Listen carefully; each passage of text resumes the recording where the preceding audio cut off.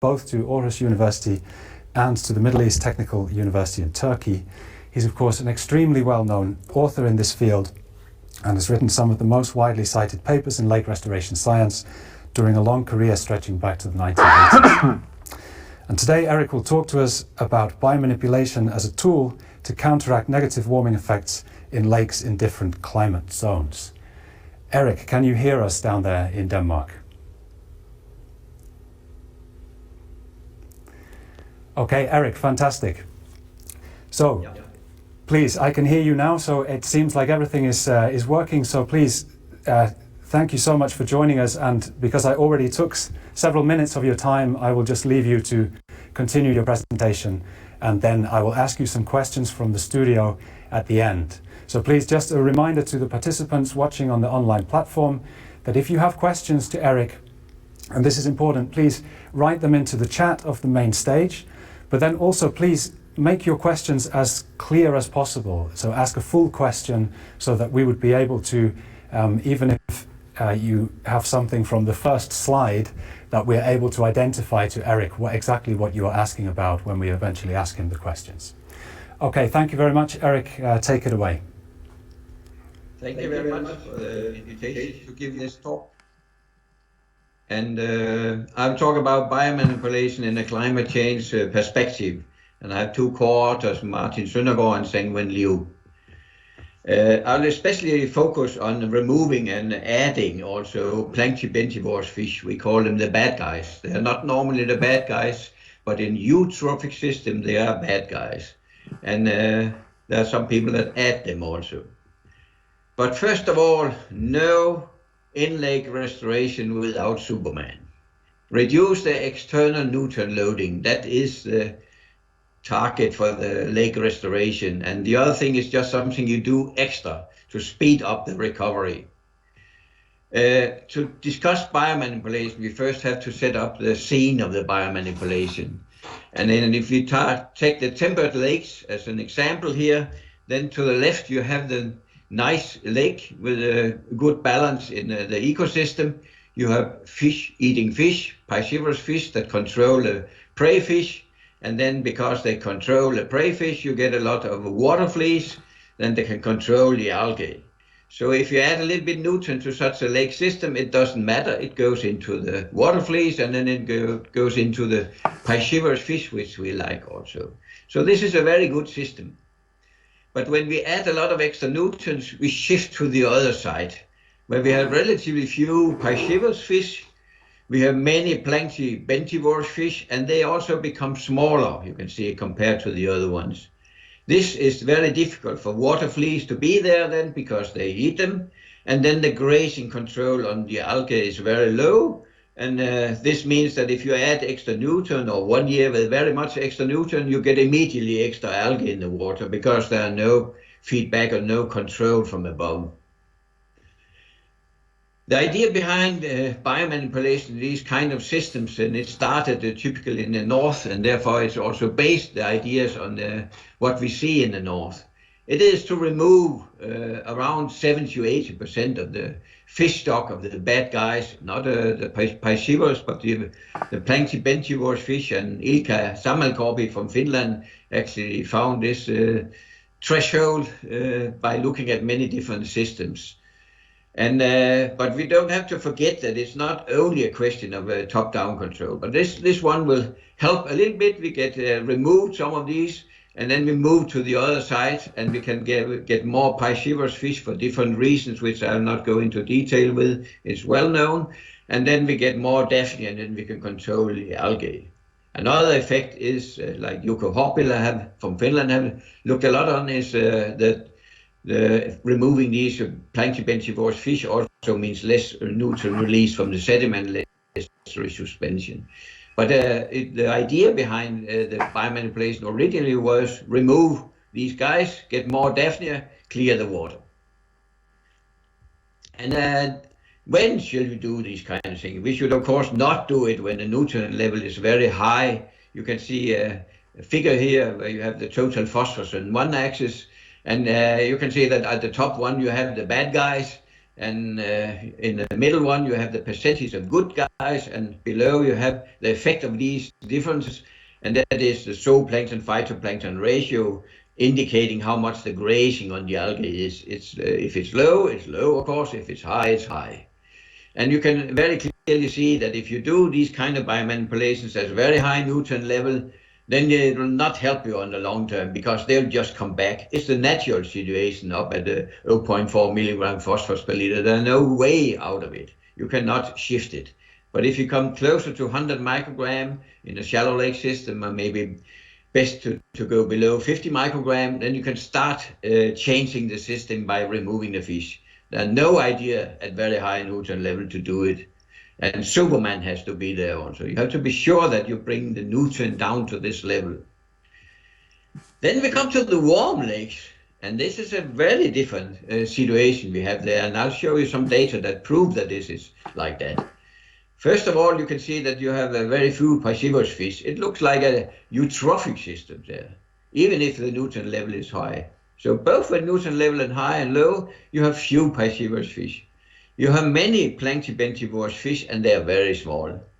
And then you, of course, have very few Daphnia because they eat them. And in this system, whatever nutrient level you start with, adding extra nutrient will immediately give you a higher algae biomass, and because there are no control from above. And this is a very big difference that we have to think about when we do biomanipulation. And that it is true that these fish are changing in size. You can see from this European study from North Europe to South Europe, with SEN standard, it's the same gillness that have been used in all the systems. And you can see if you have at the x-axis, you have temperature in different versions. And then you can see different fish species like cold water species, cool water species, warm water species. All of them, they become smaller when the temperature goes up in one expression or another. So you have a decline in size with increasing temperature. And this is, for example, what we catch when we are doing a gillnet fishing in Turkey. Small fish. For Finns and for Danes, it's a very, very small fish. And this is therefore, of course, not easy to be the zooplankton as you clean the water.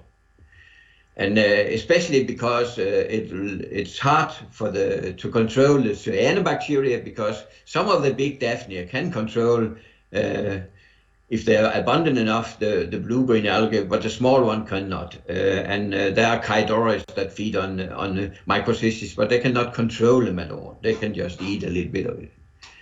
And the other thing is that, as Hans Pearl say, blue-greens like it hot. So when you get both increasing nutrient and increasing temperature, you get more and more cyanobacteria. And you can see it here, there's a synergistic effect between nutrients and temperature. And you can see the same if we look at a comparison of 1,000 lakes from Florida and 850 lakes from Denmark. So many lakes can't be wrong. And you can see here, along a phosphorus gradient, how the proportion of cyanobacteria is in the two sets of system. Denmark is the blue one and Florida is the red one. And what you also can see is that even at relatively low phosphorus concentration, you can have dominance of blue-green algae in many of the lake systems in Florida. It's not compared to the Danish system, where you need to go a little bit up in concentration to really have cyanobacteria dominance. The other thing you see when you compare these data is that the zooplankton biomass is very much lower in Florida than it is in Denmark. And we see this increase in zooplankton with increasing nutrient levels simply because there are more food. But the zooplankton-phytoplankton ratio goes down. This is the lower one to the left, also in Danish lakes. But if you look at Florida, there are hardly any. So it's close to zero, this zooplankton-phytoplankton ratio, unless you're below 15 microgram of phosphorus per liter. So very low phosphorus concentration compared to what we normally deal with in shallow lake systems. So it's a huge effect that we have on the zooplankton. And it's, of course, due to the higher fish predation pressure. This is the key thing for this, because it's known that if you remove the fish or the fish kill, then the Daphnia comes. So it's not because of high temperature that they cannot be there. It is a top-down effect that is very strong. Then some people say, that's all about biography. You cannot use these data and compare them from north to south. In the north are 10,000 years old, and the other can be millions of years old. So you cannot compare them. It's a different community structure. They have had time to develop in the warm countries, like they cannot in the north. It takes time. And this is partly true also. But there are ways we can try to get around this and try to get the idea what happens in reality if we have these changes. And one is to look at islands. And Faroe Island, we have compared data from Faroe Island and Azores Island. We had expeditions to both places and looked at the community structure in these systems. The good thing is, compared to the million of years to develop in the warm areas, then we have only had fish there for hundreds. They were naturally fishless, but people stocked them. And they stocked different kind of species from both the north and the south. You can say this for both from warm climate and cold climate. And then we compared a set of lakes from both places. And what you see here, first of all, you can see that they are a good comparable system because they have a relatively constant temperature of the year, but there are 10 degrees different between the blue ones, which are the Faroe Island, and the Azores, that are the red ones.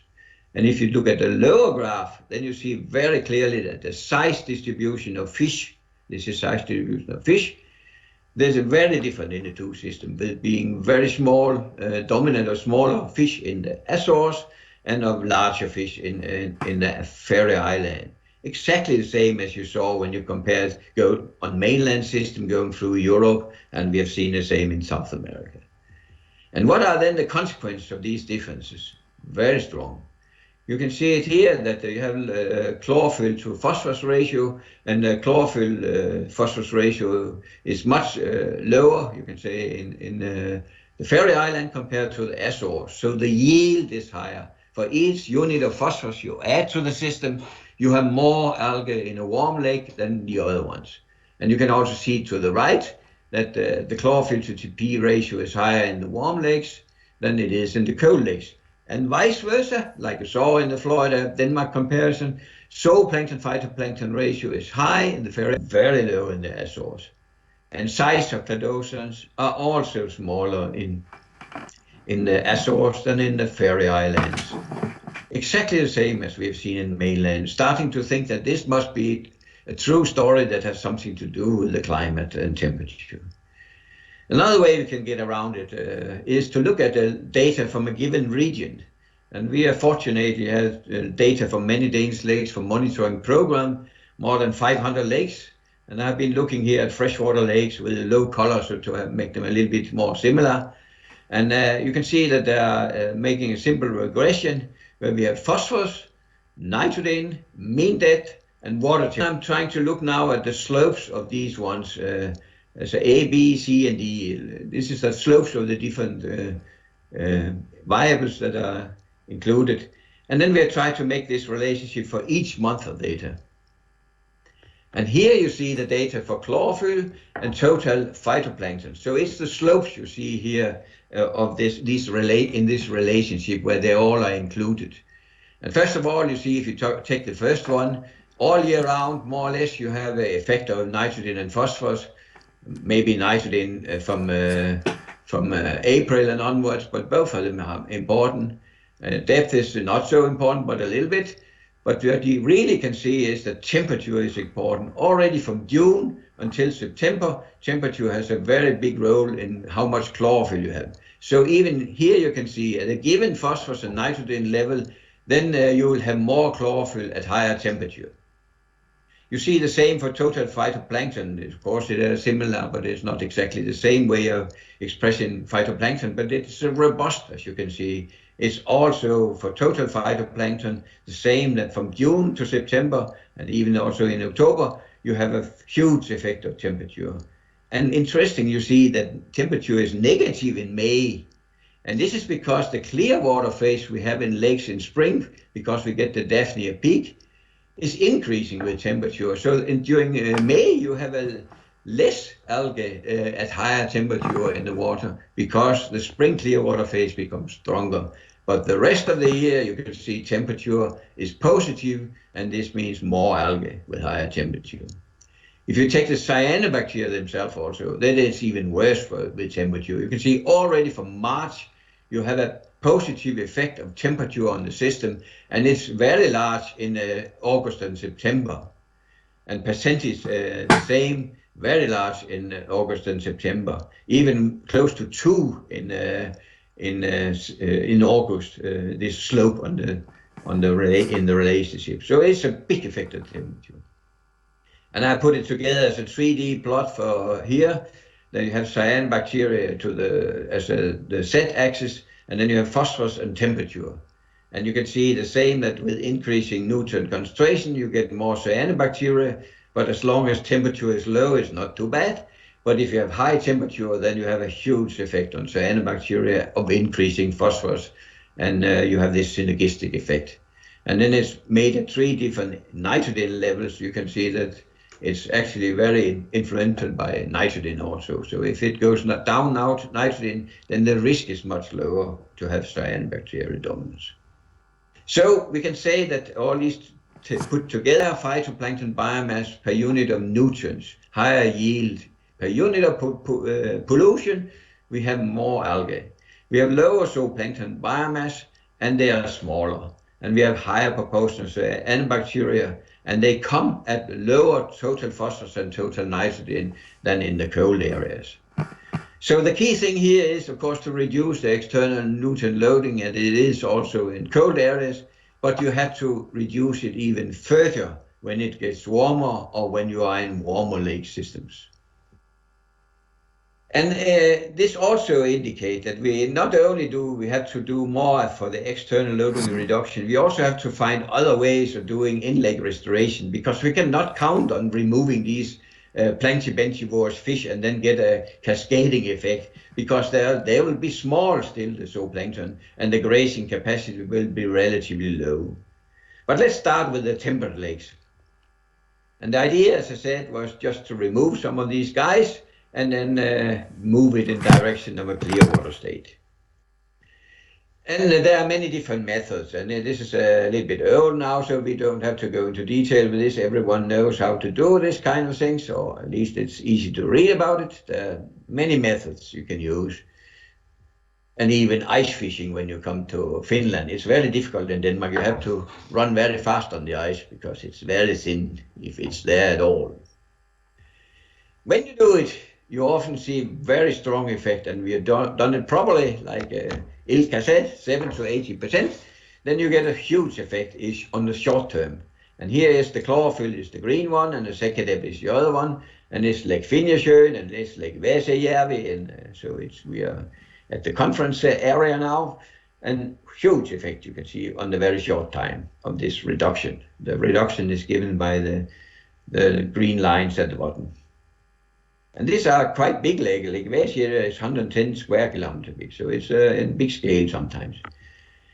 And here is an example from Denmark where its long-term effect is very good also. You can see this is the gray one is before the biomanipulation, and then you have the biomanipulation, and to a complete different level. In phytoplankton, you still have peaks from time to time, but it's much, much lower, and it's very short time compared to before. And at the bottom one, you see also what kind of algae has disappeared. And it's very clear that it's the blue-green algae that are affected very much by this biomanipulation, the cyanobacteria. And from time to time, we still get peaks of those, but not very often now. And this has lasted until now. So even today, it's the same. So it is a good example of one where you only do it once, and then you move to a different state, and it stays there. And you can see it in another way here on now data only to 2012, but you can see that the chlorophyll is the dark line, and the Sekadep is the blue line.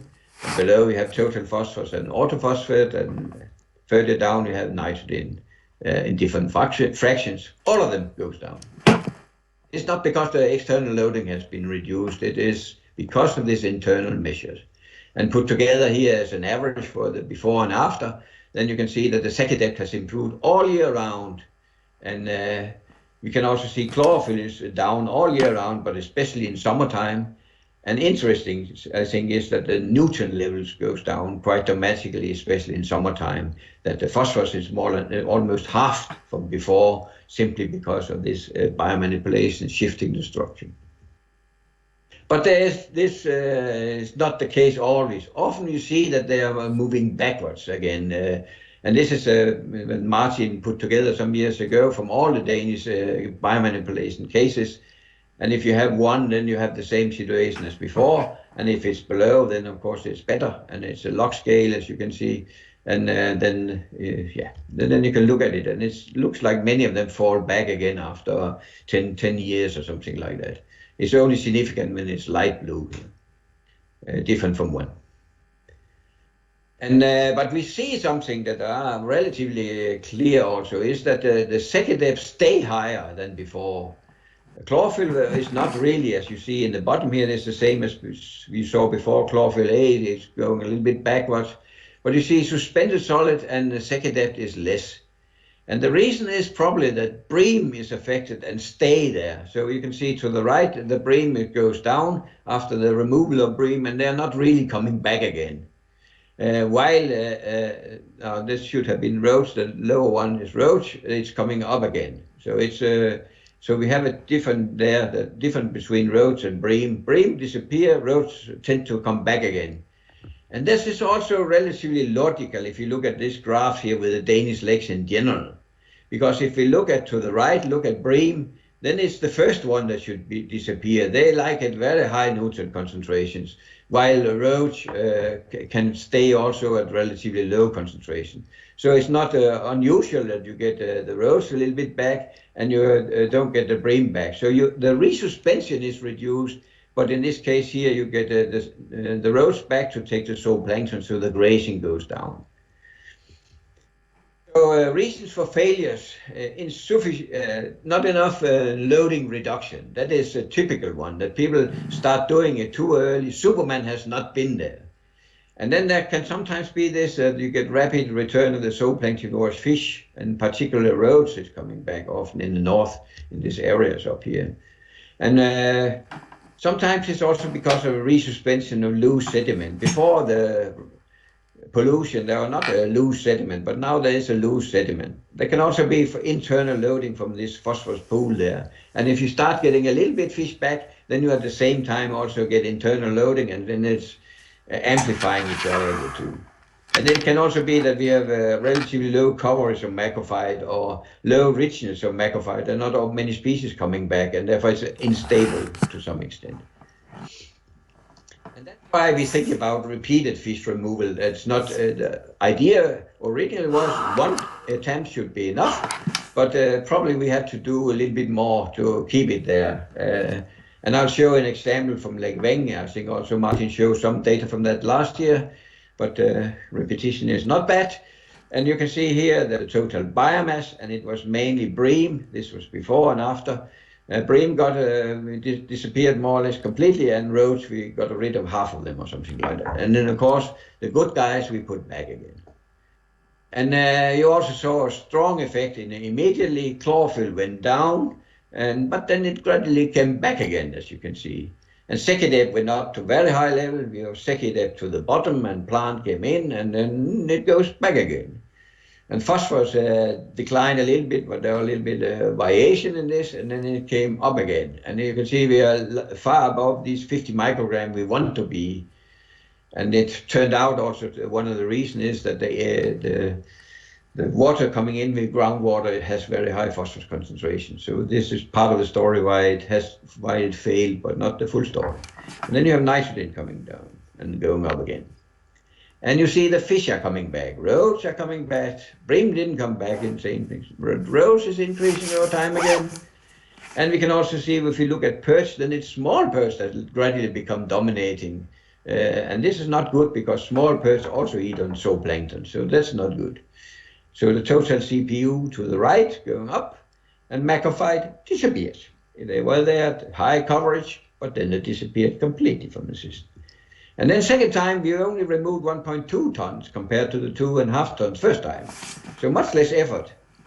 And that's because many of the things we would like to have in the system, many small perch could go to become bigger very fast and therefore become piscivores and control the other ones. So we had a lot of positive effect already in the system that we could build on for the second time. Less removed, half removed, and the effect is the same. It's a very strong effect. The second removal is the first one is the blue line to the left.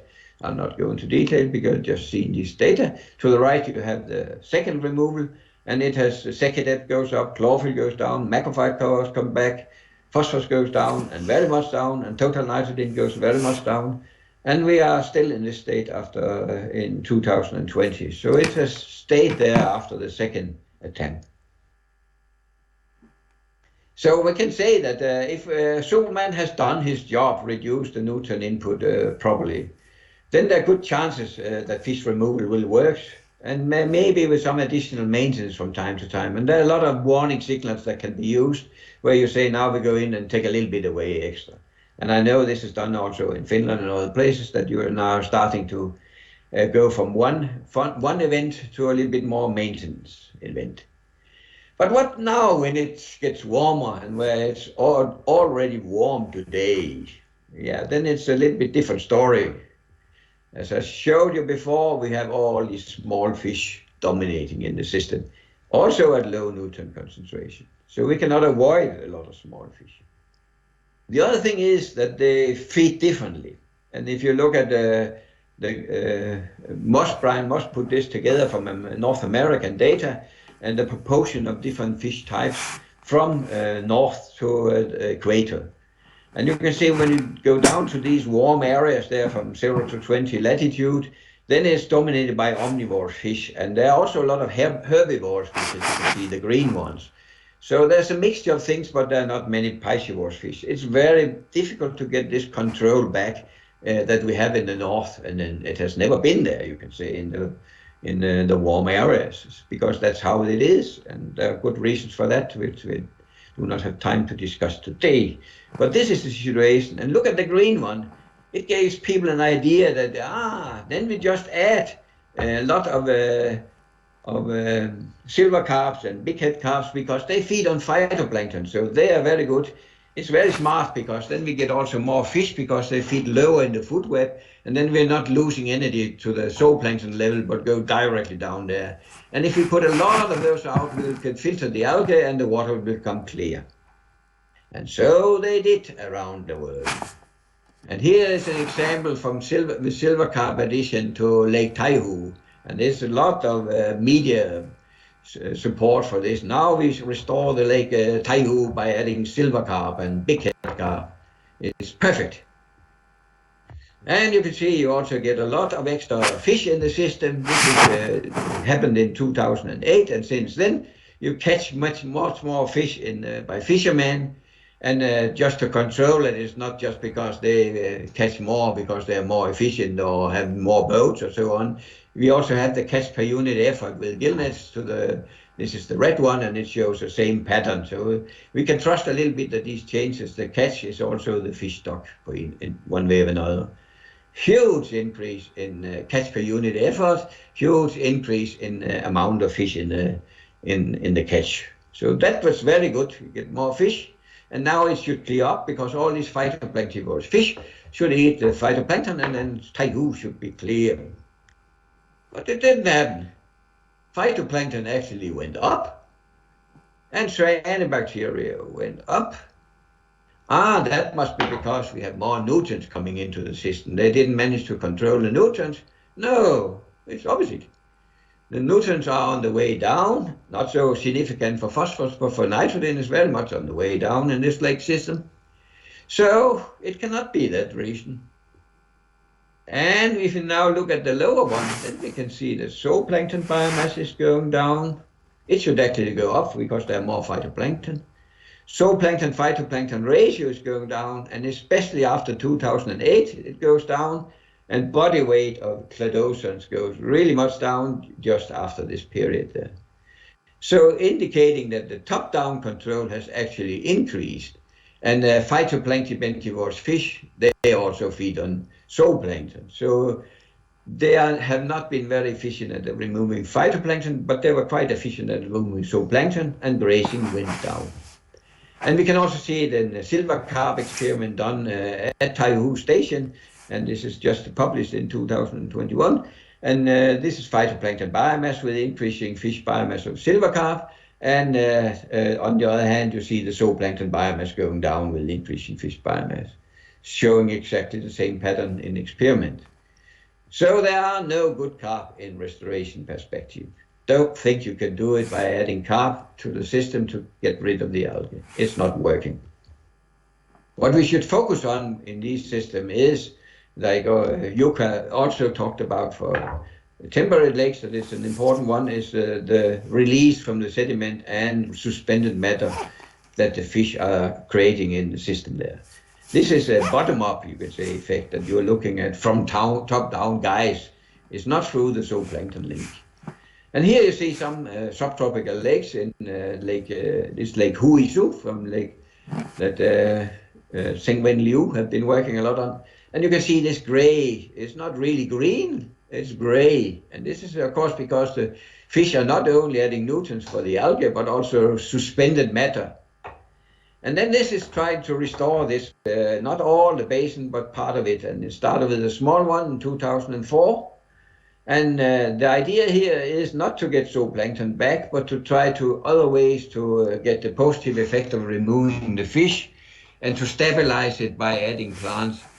So they did it that the water, lowered the water level first, so the plants could get more light if the water cleared up.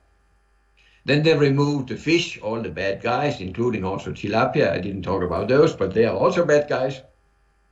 And then they added different plants. And this is, we are not doing that so much in the north because the plants come back anyway. But here you need a little bit more because you're not getting the grazing effect. You cannot expect to get a lot of Daphnia.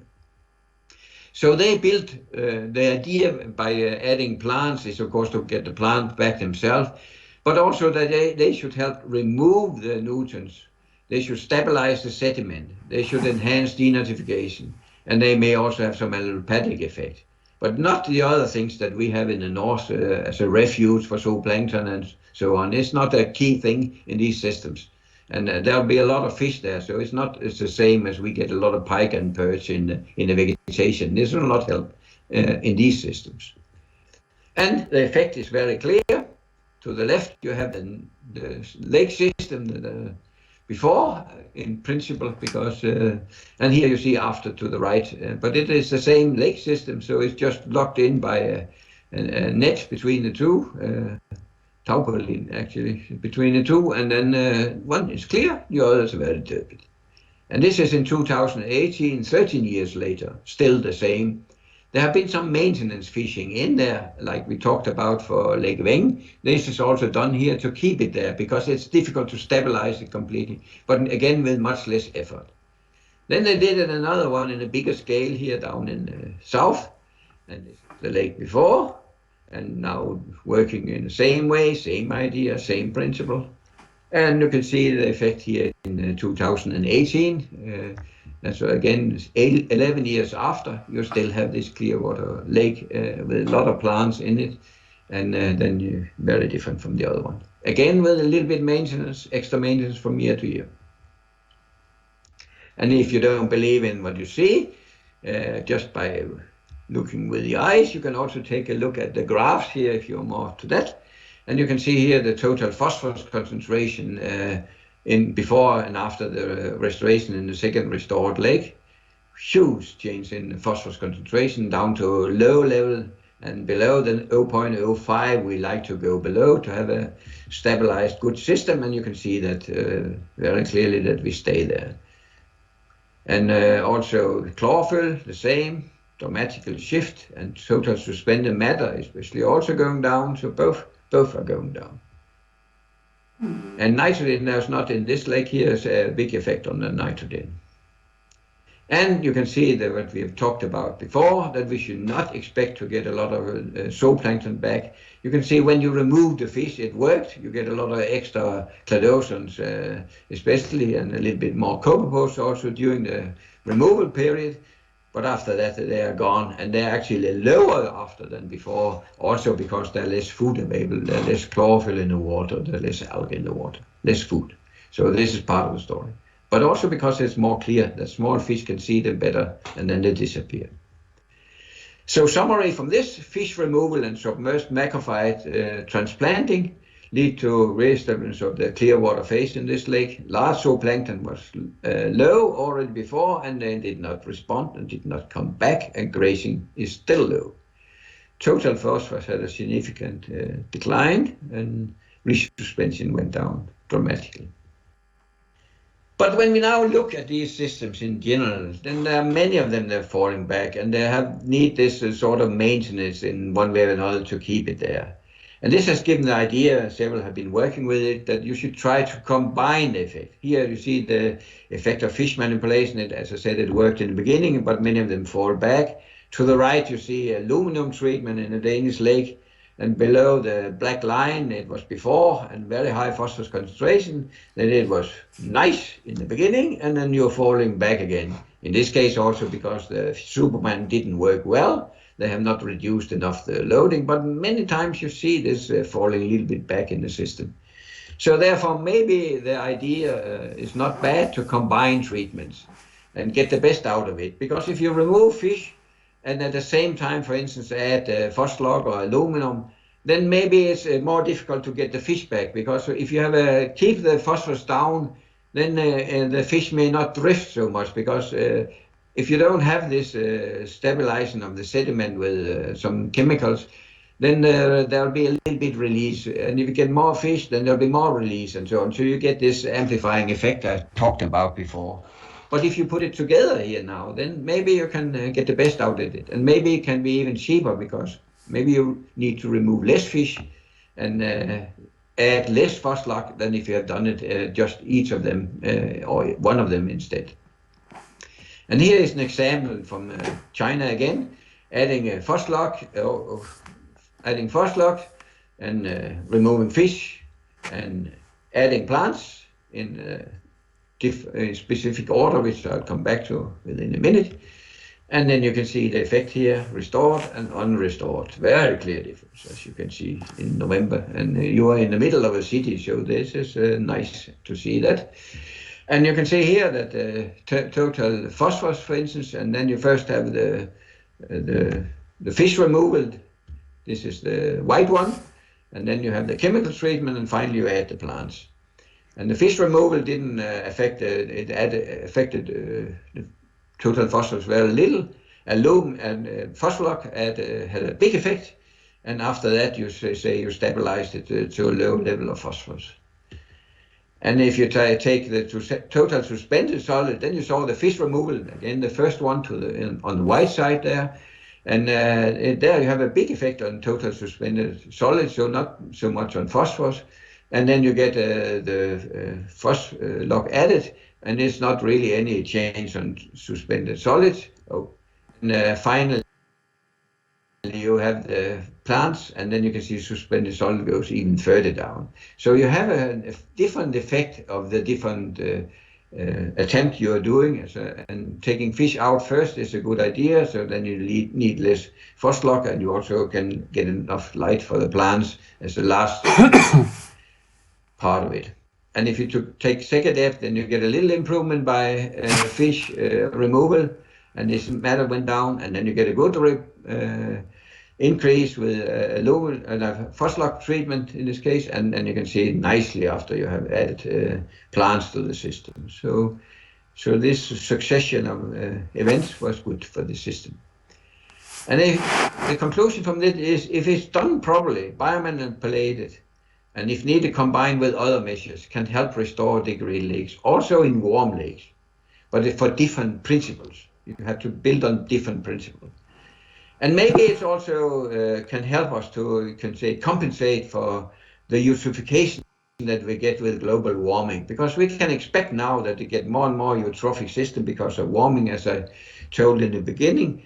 And therefore, maybe we need even more in lake restoration measures to get to stay with the target we have, or get the target concentration we need for the fulfilling the Water Framework Directive. So what to study in more details? Combined treatments. How to stabilize the system is very, very important. And when do we need to do some extra attempt with less effort, hopefully, to maintain the improved state?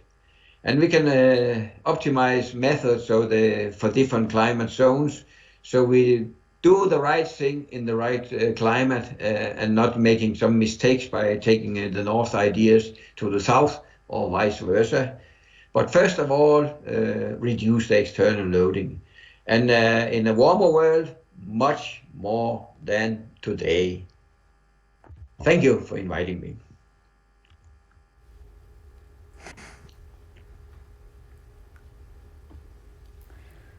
Okay, thank you very much, Erik, for this excellent presentation, the first plenary of the Lahti Lake Symposium 2021.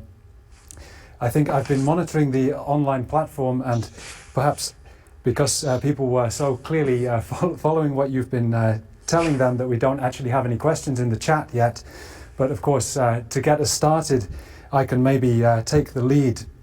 So of course, it was very interesting, Erik, what you showed towards the end, some of the case studies from your work in China and in these subtropical areas, especially where we have lots of these urban lakes with high pressure, high anthropogenic pressure. So what do you think? Do we have enough knowledge, let's say, from your experiences in these case studies?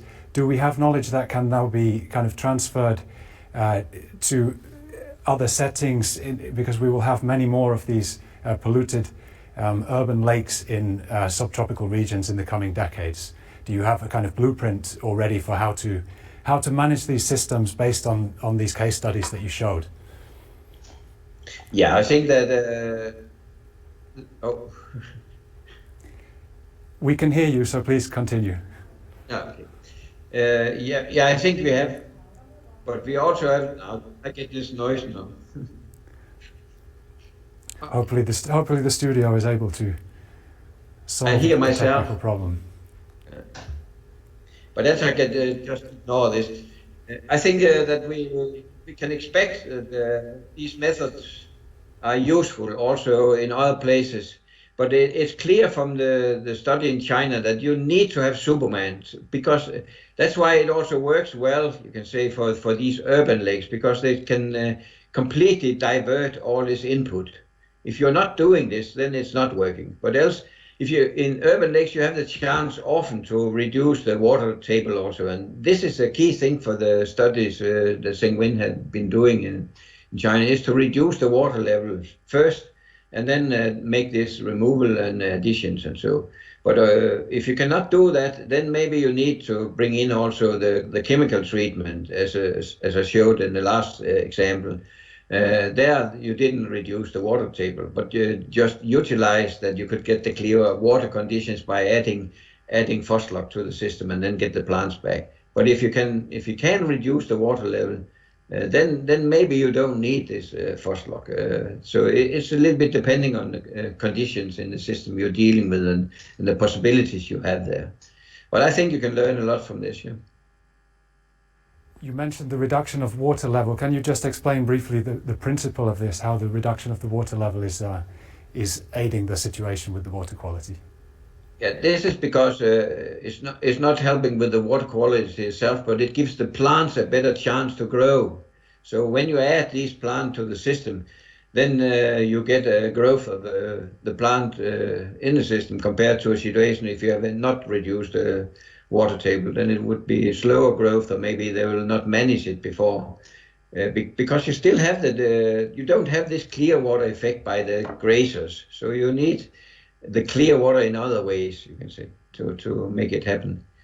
But you can do that also if you cannot reduce the water level, as I said, then maybe phosphate can help with that, because then you get enough time in the beginning to get the growth of the plants. And what they have learned in China is also that you should think about what kind of plants you add to the system. And of course, we in the north will say we always add the plants that are naturally in these lake systems. But in China, they think a little bit different. They just add the plants that are in China. That's good enough for that. And sometimes even the exotic plants. But for these lake restoration, they use Vallisneria a lot because it's growing from, it's a rosette plant, so it grows from the bottom and up. And it's not reaching necessarily the surface because they don't like that if it's too high abundance of plants on the surface of the water. Then they start removing it again. So it's, and we can also learn another thing from China is that you have to have it organized because the different municipalities and different sections of the municipalities, they have different ideas with the lakes. So in several of these restoration cases, it's not there, the effect is not there anymore because another officer decided something differently, removing the plants. So in one of the restored lakes, they have removed the plants again because they didn't like the plants. So they want to have boating in the area, so they gave up this part and removed it. And so it has to be, you can say, under control, all these things when you do the restoration. And I think in warm countries, many times it's not the case at the moment. So also that we need clear goals for the restoration. In any case, what is it that we're actually aiming for?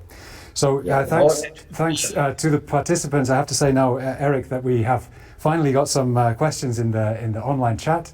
So we have a few moments. So I will relay those questions to you now. Hopefully you're able to answer.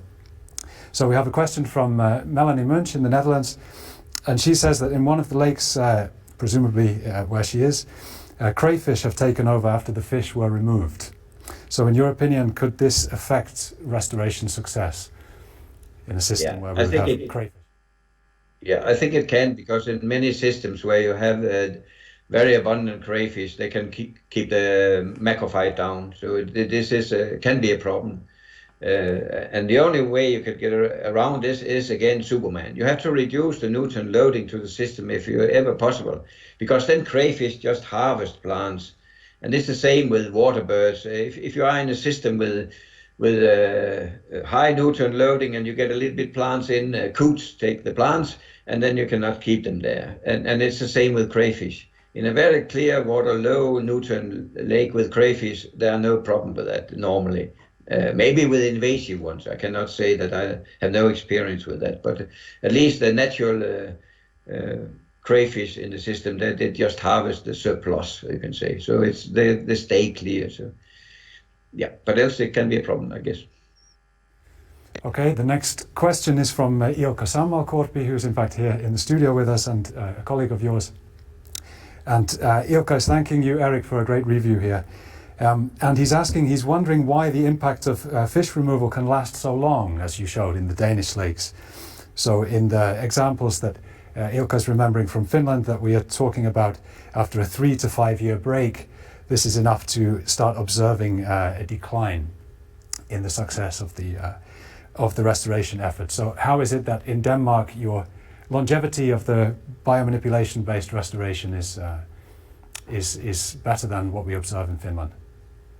I don't think it's necessarily better, because there are many of the Danish systems that also fall back. I showed you some good examples, and I also showed that you had to do it again in Lake Ving after a few years.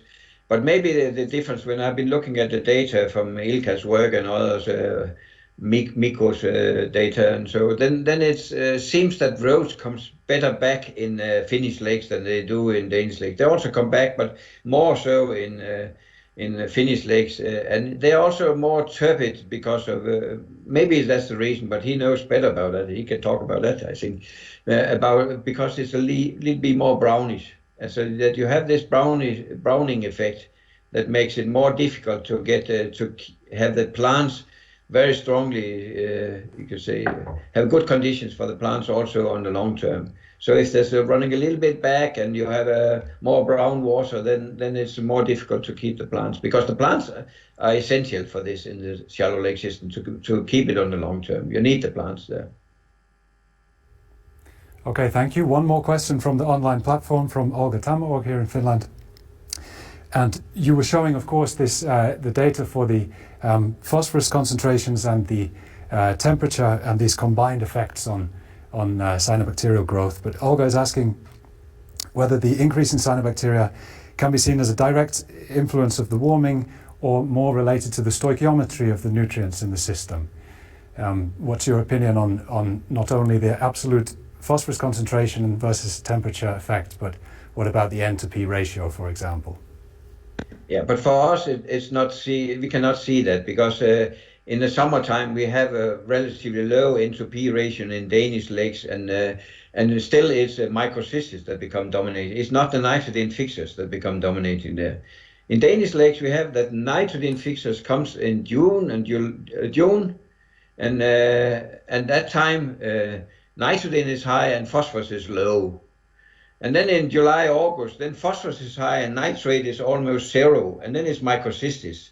So I don't believe too much in this stoichiometry idea. I have to say that for whether blue-green algae are dominating or not. And if you compare the Florida lakes and the Danish lakes, the N to P ratio is not so different in the summertime between these two places, and there are many more blue-green algae in the Florida lakes. So it is the absolute values of the nutrients and the temperature, in my opinion. But I may be wrong. I'm not a guru.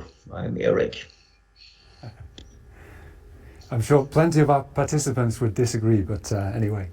So another question that I would have myself on a slightly more general level about, you showed in the Chinese examples again, you showed this idea that we can combine treatments such as chemical inactivation treatments with biomanipulation.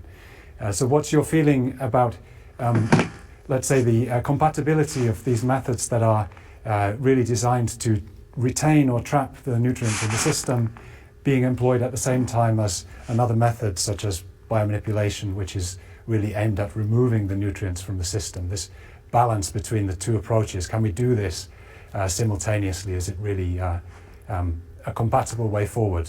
Or are there timescale issues that we have to consider with this?